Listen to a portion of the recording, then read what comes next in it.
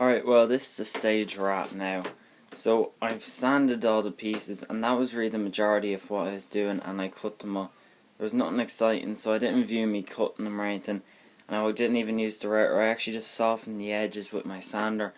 And just if you're wondering, I'm going 40 grit, 120 grit and 180 grit. I know that's a bit of an unorthodox kind of use, but the boards are actually very rough. Like if you look at one there compared to say these, so yeah, that's what I've been doing. And 180 is definitely fine enough for a piece of outdoor furniture. So what we're going to do now is I have a 7th inch, 8th inch spacing, and I use a little block to measure each spacing. And now I'm going to screw this bottom piece in the middle brace, which extends out to support the arms, and the top brace. So let's get to it.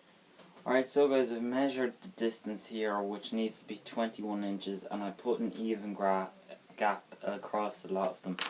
So what I'm now going to do is just drill one pilot hole in each one.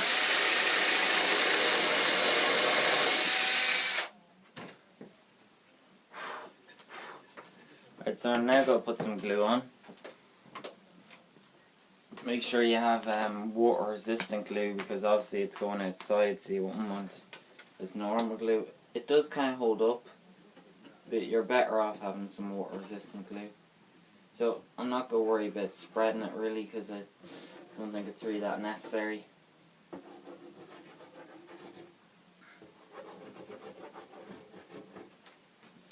we go. It's got plenty of strength with the screws. Now you'll see my trick now for why I just said put the one screw in. So I'm going to get some 30mm screws.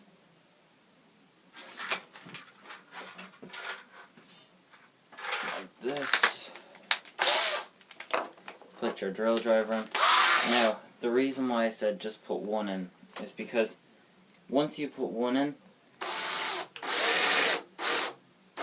like that, you can actually use it as a pivot point to make sure your slats are square to this. So I'm going to do that for all of them, and then put the second screw, and I'll be right back with you. Alright, so guys, as before, I put one screw in each hole, making sure that it was square, and then what actually was I screwed it in and put it into the sub-assembly and made sure that the arms sat level and parallel to the ground. So now I'm just going to put glue in the gaps, or underneath, sorry, not the gaps, and what's called put the screws in. But I need to show you something that I did wrong. Alright, so did you see that mistake? There's holes up there. Now I'll have to end up filling them. What happened was, where I thought the measurement was for the bottom to sit up here, was actually where the top of it, so I put the bottom like that. So the bottom was where the top is now. But sure, you live and learn, and they're nice small holes, so it should be filled and look grand anyway. So I'll get right back. Alright guys, so as you can obviously see, I put the third one on the bottom underneath, and what I did was I did the radius, which is a 15 radius. So I just found the center of the center slot, not the center from the bottom to the top. You come 15 inches down and then find the center between there. And you could use like one of those plotting compasses, but I just used my shoelace, held my thumb down there, and with the other hand drew it, and it turned out pretty well. So I'm just going to cut that with the jigs on now. Always clamp your wood securely when you're using the jigsaw, and wrap your leg around the cable to stop the saw from getting there.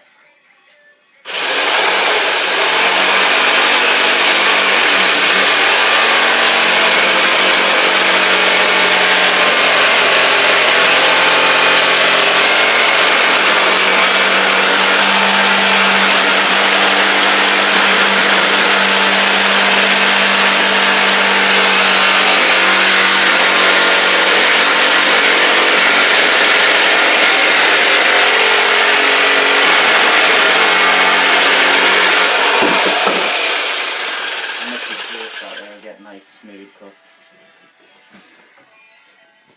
And if you go with a nice steady pace and be consistent, you'll get nice smooth cuts like these where you don't really see any jagged edges, and with a bit of sanding right here on these rough bits, it'll be grand. It's just, even they break off with your finger. And you see you get nice smooth cuts. Trying to get the camera to pick that up. Nice smooth cuts. So I'm going to mount the back onto the chair now. Well guys, here is the Adirondack chair. As you can see, the middle brace sticks out so the arms can come out parallel, and that's why there's a bevel at the top, the angle. I screwed it in the back with some big screws which you can't actually see because they're right back there, and I put screws in the side so it's nice and sturdy, and once the arms are there and the seat slats, it'll be even sturdier. So thanks for watching. Please comment, rate and subscribe, and part 3 will be out probably tomorrow. So thanks for watching.